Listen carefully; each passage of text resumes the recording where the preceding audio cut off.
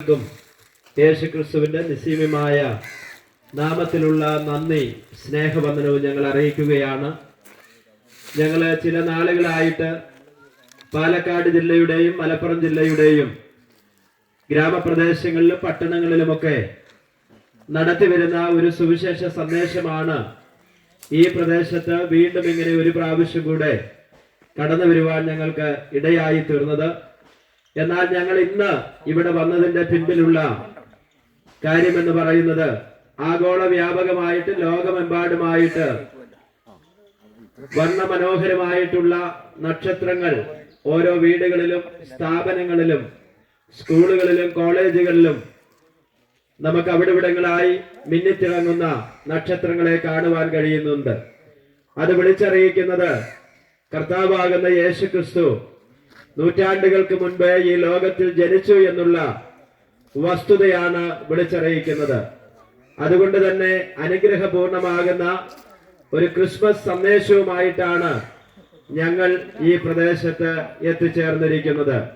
Indian Pentecost ദൈവസഭ പെരിന്തൽമണ്ണ സെന്ററിന്റെ ആഭിമുഖ്യത്തിലാണ് ഇവിടെ ഈ പ്രോഗ്രാം നടത്തുവാൻ ഞങ്ങൾ കടന്നു വന്നിരിക്കുന്നത്.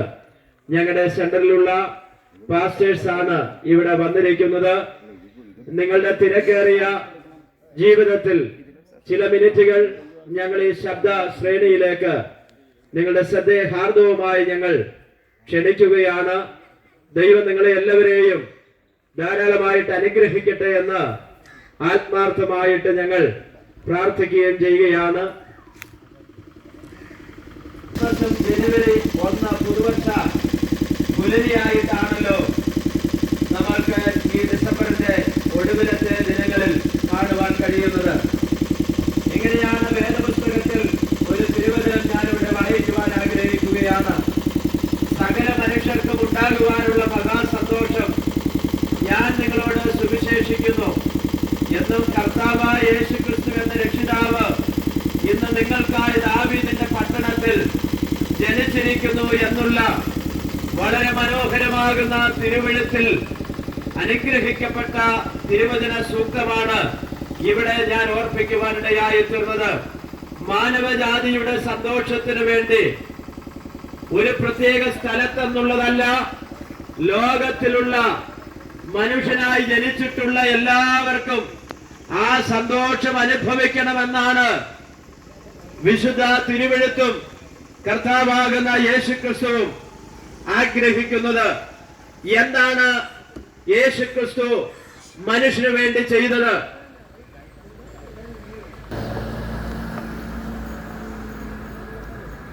പാപിയായിരിക്കുന്ന മനുഷ്യന്റെ പാപത്തിന്റെ പരിഹാരത്തിന് വേണ്ടി യേശുക്രിസ്തു ലോകത്തിൽ ജനിക്കുവാനിടയായി തീർന്നു.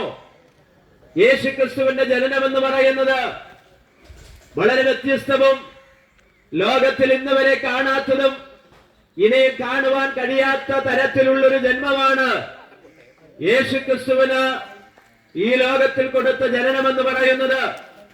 അനേക പ്രവാചകന്മാരുടെ പ്രവചനത്തിന്റെ നിവൃത്തി എന്ന വണ്ണം അനേകർ കാത്തിരുന്ന ആ രക്ഷയ്ക്ക് വേണ്ടി യേശു 2024 വർഷങ്ങൾക്ക് മുൻപ് ബേത്ലഹേമിൽ യേശു ജനിക്കുവാനിടയായി തീർന്നു. യേശുക്രിസ്തുവിന്റെ ജനനം പരിശുദ്ധാത്മാവിനാൽ നിയോഗിതനായി കന്യകയായിരുന്ന മറിയമ്മിലൂടെ യേശു ജനിക്കുവാനിടയായി തീർന്നു. പാപം കൂടാതെ, അകൃത്യം കൂടാതെ, ഇബ്ലീസിന്റെ കുത്തേൽക്കാതെ ലോകത്തിൽ ജനിച്ചിട്ടുള്ള ഒരാളുണ്ടെങ്കിൽ അത് കർത്താവാകുന്ന യേശുക്രിസ്തുവാണ്. എന്തിനു വേണ്ടിയാണ് യേശുവിന്റെ ജനനം ഈ ലോകത്തിലേക്ക് വന്നതല്ലെങ്കിൽ എന്ത് നേട്ടമാണ് ലോകത്തിന് ലഭിച്ചത്? പാപിയായിരിക്കുന്ന മനുഷ്യന്റെ പാപത്തിൽ നിന്ന് മാറ്റം കൊടുക്കുവാൻ, പാപത്തിൽ നിന്ന് വിമോചനം കൊടുക്കുവാൻ, പാപത്തിൽ നിന്ന് മനുഷ്യനെ രക്ഷിക്കുവാൻ വേണ്ടി യേശുക്രിസ്തു ലോകത്തിലേക്ക് വന്നു. യേശു ലോകത്തിൽ വന്ന് എന്താണ് ചെയ്തത്?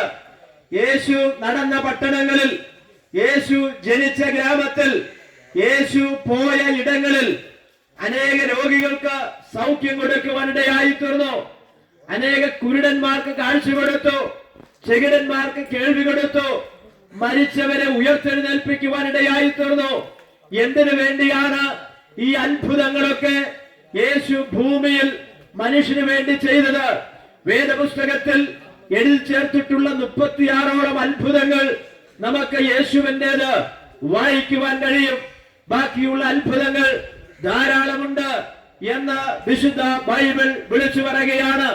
അപ്പോൾ യേശു ലോകത്തിൽ ചെയ്ത അത്ഭുതങ്ങളും അടയാളങ്ങളും എന്തിനെന്ന് ചോദിച്ചാൽ, പിതാവാകുന്ന ദൈവത്തിന്റെ പുത്രനായിട്ട് യേശുവിനെ വെളിപ്പെടുത്തുവാൻ വേണ്ടി യേശു ദൈവമാണെന്ന് വിളിച്ചറിയിക്കുന്നതാണ് യേശുവിന്റെ അത്ഭുതങ്ങളും അടയാളങ്ങളും വീര്യപ്രവർത്തികളും. കാനാവിലെ കല്യാണത്തിന് പച്ചവെള്ളം വീഞ്ഞാക്കി പത്രോസും തന്നോട് കൂടെയുള്ളവരും വല വീശി അവരുടെ വലയിൽ മീനുകൾ കിട്ടാതെ ഇരുന്നപ്പോൾ യേശു പറഞ്ഞു, ആഴത്തിലേക്ക് വല വീശാൻ പറഞ്ഞു. അവിടെ വല നിറച്ചും മീനുകളെ കിട്ടി. വരണ്ട കൈയുള്ള മനുഷ്യനോട് സൗഖ്യമാക എന്ന് പറഞ്ഞപ്പോൾ വരണ്ട കൈയുള്ള മനുഷ്യൻ സൗഖ്യമായി. ഇങ്ങനെയുള്ള ചെയ്തു എന്നുള്ളത് വേദപുസ്തകം വായിക്കുന്ന ആളുകൾക്ക് അത് മനസ്സിലാക്കുവാൻ വേണ്ടി കഴിയും. അപ്പോൾ നോക്കൂ, യേശു ഈ ലോകത്തിൽ ജനിച്ചത് പാപം കൂടാതെയായിരുന്നു. യേശു ക്രിസ്തുവിന്റെ ജീവിതത്തിൽ യേശു ചെയ്ത ഒരുപാട് അത്ഭുതങ്ങൾ ഉണ്ടായിരുന്നു. അതുമാത്രമല്ല, യേശു ക്രിസ്തുവിന്റെ ജീവിതത്തിൽ ദൈവരാജ്യത്തെ കുറിച്ചും സ്വർഗരാജ്യത്തെ കുറിച്ചും ധാരാളം വിളിച്ചു പറയുകയും പഠിപ്പിക്കുകയും ചെയ്തുകൊണ്ടിരുന്നു. അങ്ങനെ യേശു തന്റെ ശുശ്രൂഷ പിതാവാകുന്ന ദൈവം തന്നെ ഏൽപ്പിച്ചത് പൂർത്തീകരിച്ചു കഴിഞ്ഞപ്പോൾ, അത് തികഞ്ഞു കഴിഞ്ഞപ്പോൾ യേശു യഹൂദന്മാരുടെ കൈകളിലേക്ക് യേശുവിന്റെ ശിഷ്യനായിരിക്കുന്ന ഇസ്കറിയോത്ത് യൂദ മുഖാന്തരം പട്ടാളക്കാർക്ക്, അന്നത്തെ റോമന്റെ ഭരണാധികാരികൾക്ക് യേശു തന്നെ ഏൽപ്പിച്ചു കൊടുക്കുവാനിടയായി തീർന്നു. ഇങ്ങനെയാണ് ചരിത്രം പറയുന്നത്. യേശു ക്രിസ്തുവിന്റെ മരണത്തിന് മുൻപായിട്ട് ചാട്ടവാറുകൾ കൊണ്ടുള്ള അടികൾ യേശുവിന് ഏൽക്കേണ്ടതായിട്ട് വന്നു. 39 അടി യേശു ക്രിസ്തുവിന്റെ പുറത്ത് അടിക്കുവാനും യേശുവിന്റെ ശരീരം കീറപ്പെടുവാനും ഒത്തിരി പീഡകളും ത്യാഗങ്ങളും യേശു അനുഭവിക്കുവാനിടയായി തീർന്നു. യേശുവിന്റെ കരങ്ങളിൽ ആണികളടിച്ചു, യേശുവിന്റെ കാലുകളിൽ ആണികളടിച്ചു. യേശുവിനെ ഗോൽഗോത്ത തലയോടിടമെന്ന് അർത്ഥമുള്ള ആ മലമുകളിൽ 2 കള്ളന്മാരുടെ നടുവിൽ യേശുവിനെ ക്രൂശീകരിക്കുവാനിടയായി തീർന്നു. ഇതെല്ലാം വിശുദ്ധ ബൈബിളിൽ പ്രവാചകന്മാർ മുഖാന്തരം രേഖപ്പെടുത്തി. അപ്പൊ യേശുവിന്റെ ജനനം പാപം കൂടാതെയുള്ള ജനനമായിരുന്നു. യേശു എന്തിനു വേണ്ടി ജനിച്ചു? എന്തിനു വേണ്ടി ഭൂമിയിൽ വന്നു? പാപത്തിന്റെ പരിഹാരത്തിന് വേണ്ടി. ഈ ലോകത്തിലായിരുന്നപ്പോൾ അത്ഭുതങ്ങളും അടയാളങ്ങളും നടത്തി. അതിനുശേഷമായിട്ട് ഈ കാൽവരി ക്രൂശിൽ 3 ആണികളിന്മേൽ യേശുവാൻ ഇടയായി തീർന്നു. ആകാശത്തിനും ഭൂമിക്കും നടുവിലായി യേശു ക്രിസ്തു പാപത്തിന്റെ പരിഹാരത്തിന് വേണ്ടി, മനുഷ്യൻ ചെയ്ത കുറ്റകൃത്യങ്ങൾക്ക് വേണ്ടി, മനുഷ്യൻ ചെയ്ത പാപത്തിന്റെ പരിഹാരത്തിന് വേണ്ടി യേശു അത് സ്വയമേധയാൽ തന്റെ ശരീരത്തിൽ ഏറ്റെടുക്കുവാനിടയായി തീർന്നു. എങ്ങനെയാണ് യേശുവിന്റെ ആ ക്രൂശീകരണത്തിലൂടെ മനുഷ്യനെ രക്ഷ ലഭിക്കുന്നത്? ഞാൻ ആദ്യമേ ഓർപ്പിച്ചു, പാപമില്ലാത്ത രക്തത്താൽ കഴുകപ്പെടുന്ന ഒരു വ്യക്തിക്ക് പാപമോചനമുണ്ട്.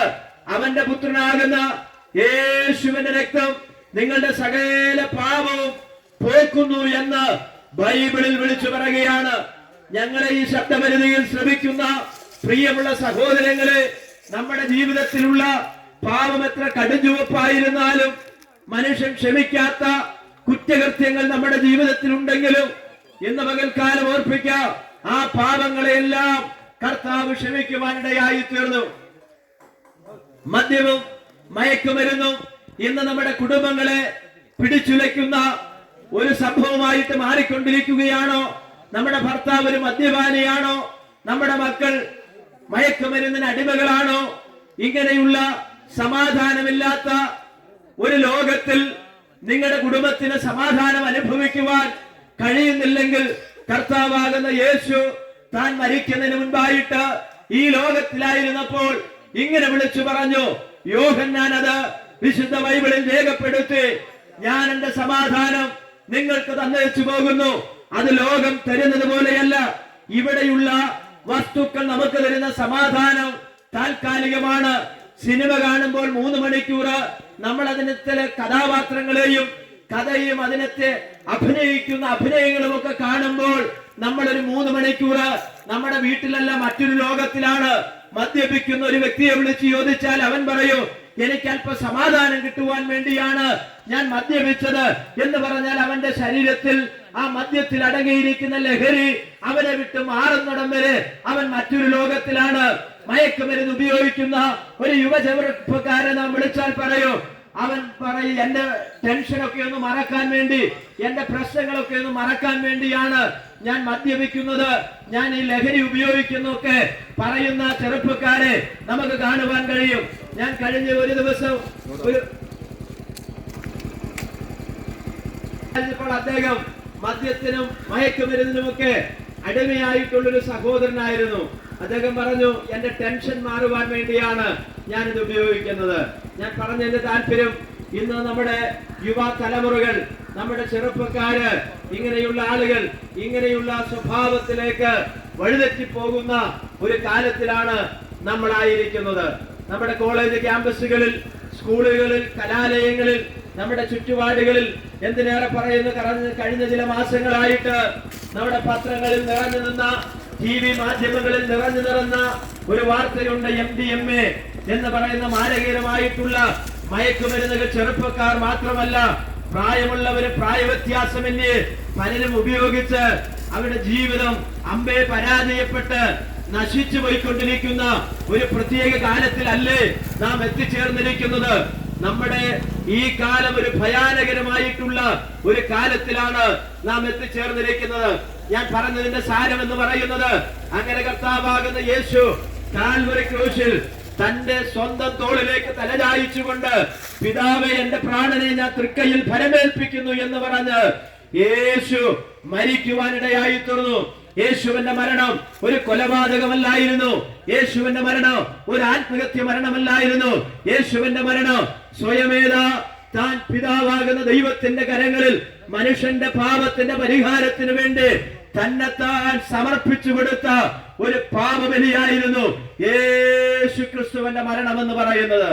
പ്രിയമുള്ള സഹോദരങ്ങളെ, അന്ന് നിങ്ങളുടെ കുടുംബത്തിൽ സമാധാനമില്ലാതെ, ആ രോഗത്തിന് അടിമയായിട്ട്, മാറാരോഗത്തിന് അടിമയായിട്ട്, ജീവിതത്തിൽ ഒട്ടും സ്വസ്ഥതയില്ലാതെ ജീവിതം തള്ളി നിൽക്കുന്ന ഒരു വ്യക്തിയാണെങ്കിൽ, ഇന്ന് പകലിൽ ഞങ്ങൾ നിങ്ങൾക്ക് വേണ്ടി പ്രാർത്ഥിക്കുവാൻ തയ്യാറാണ്. നിങ്ങളുടെ ജീവിതത്തിൽ പരിഹരിക്കാൻ പറ്റാത്ത ഏതെങ്കിലും ഒരു വിഷയം നിങ്ങളുടെ ജീവിതത്തിലുണ്ടോ? കടഭാരങ്ങളാൽ നിങ്ങൾ വീർപ്പുമുട്ടിയിരിക്കുകയാണോ? മറ്റുള്ള മാനസിക വ്യതകളാൽ നിങ്ങൾ ഭാരപ്പെടുകയാണോ? ഞങ്ങൾ നിങ്ങൾക്ക് വേണ്ടി പ്രാർത്ഥിക്കുമ്പോൾ യേശു നിങ്ങളെ വിടുവിക്കുവാനിടയായി തീരും. നിങ്ങൾ മതം മാറേണ്ട, നിങ്ങളുടെ പേര് മാറ്റേണ്ട, ജാതി മാറേണ്ട. ആമൻ ആരായിരുന്നാലും മതവർഗ വർണ്ണ വ്യത്യാസമന്യേ മനുഷ്യനായിട്ട് ലോകത്തിൽ പിറന്നിട്ടുള്ള ഏത് മനുഷ്യനും ഈ രക്ഷ കൈവശമാക്കുവാനിടയായി തീരും. ഇങ്ങനെയാണ് രാമലിംഗം പിള്ളയുടെ ഡിക്ഷണറിയിൽ കാണുന്നത്. യേശു എന്ന് പറഞ്ഞാൽ രക്ഷകൻ എന്നാണ് അതിന്റെ അർത്ഥം. യേശു എന്ന് പറഞ്ഞാൽ സേവർ എന്നാണ്. ലോകത്തിന്റെ വെളിച്ചമാണ് കർത്താവായ യേശു ക്രിസ്തു. അതിനകത്ത് ഇങ്ങനെയാണ് പറയുന്നത്, യേശുയുടെ വെളിച്ചം ശ്രീബുദ്ധനാണെങ്കിൽ ലോകത്തിന്റെ വെളിച്ചം എന്ന് പറയുന്നത് കർത്താവായ യേശുവാണ്. ഞങ്ങൾ നിങ്ങൾക്ക് വേണ്ടി ഒരു വാക്ക് പ്രാർത്ഥിക്കുവാൻ വേണ്ടി ആഗ്രഹിക്കുകയാണ്. ഞങ്ങളുടെ പ്രിയ സാറന്മാരുടെ കയ്യിൽ ലഘുലേഖകളുണ്ട്. നിങ്ങൾക്കത് വാങ്ങുവാനും വായിക്കുവാനുള്ള അവസരമുണ്ട്. ഇവിടെ സെബാസ്റ്റ്യൻ സാറ് ഈ പുല്ലുപറമ്പിൽ താമസിക്കുന്ന ഈ നാട്ടിലുള്ള മാന്യ അദ്ദേഹമാണ്. പ്രിയ സാറുമായിട്ട് നിങ്ങൾക്ക് ബന്ധപ്പെടുവാനുള്ള അവസരമുണ്ട്. മദ്യത്തിൽ, മയക്കുമരുന്നിൽ, ഇങ്ങനെയുള്ള ദുശീലങ്ങളൊക്കെയുള്ള നിങ്ങളുടെ മക്കളോ നിങ്ങൾ അറിയുന്ന ആരെങ്കിലും ഒക്കെ ഉണ്ടെങ്കിൽ പ്രിയ സാറുമായിട്ട് ബന്ധപ്പെടുത്തുകയോ നിങ്ങളുമായിട്ട് കൗൺസിലിംഗ് ചെയ്യുവാനോ നല്ല കാര്യങ്ങൾ നിങ്ങൾക്ക് പറഞ്ഞു തരുവാനോ പ്രിയ സാർ ഒരുക്കമാണ്. ഒരു നിമിഷം ഞങ്ങൾ നിങ്ങൾക്ക് വേണ്ടി പ്രാർത്ഥിക്കുവാൻ ആഗ്രഹിക്കുകയാണ്. ആമൻ നാളെ ആമൻ അനുഗ്രഹിക്കപ്പെട്ട ലോകമെമ്പാടും ആചരിക്കുന്ന ഒരു ക്രിസ്മസ് ദിനം കൂടിയാണല്ലോ. ആകയാൽ ദൈവം നിങ്ങളെ എല്ലാവരെയും ധാരാളമായി അനുഗ്രഹിക്കട്ടെ എന്ന് പ്രാർത്ഥിച്ചുകൊണ്ട് ഈ കൊച്ചു സന്ദേശം ഞങ്ങൾ ഇവിടെ നിർത്തുന്നു. ദൈവം നിങ്ങളെ അനുഗ്രഹിക്കട്ടെ.